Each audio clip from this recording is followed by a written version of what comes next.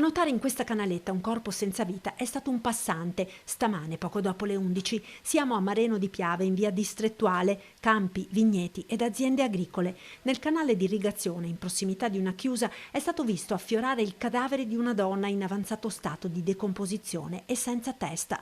Subito è scattato l'allarme, sul posto sono arrivati i carabinieri, il SUEM ed i vigili del fuoco. Il corpo è stato recuperato ed ora, sui poveri resti, verranno effettuati tutti gli accertamenti e le analisi per risalire all'identità della vittima e alle cause della morte. Dallo stato del cadavere gli inquirenti deducono che fosse in acqua da parecchio tempo, 2 o 3 anni.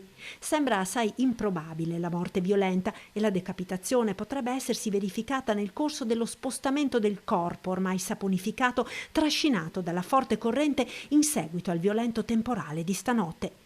Tra le ipotesi al vaglio circa l'identità della donna, quella che possa trattarsi di Dota Aninka, l'anziana residente a Santa Lucia di Piave, scomparsa il 2 luglio del 2020 quando aveva 83 anni. Forse aveva perso l'orientamento rientrando a casa.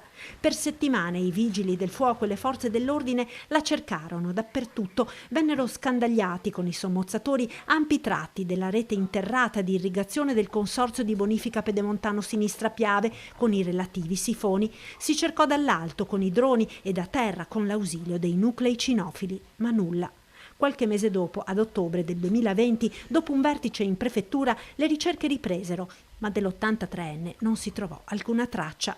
Una scomparsa rimasta un mistero per 3 anni, ora forse la svolta, ma per sapere con certezza a chi appartengano i resti rinvenuti oggi sono necessari ulteriori accertamenti, probabilmente il test del DNA.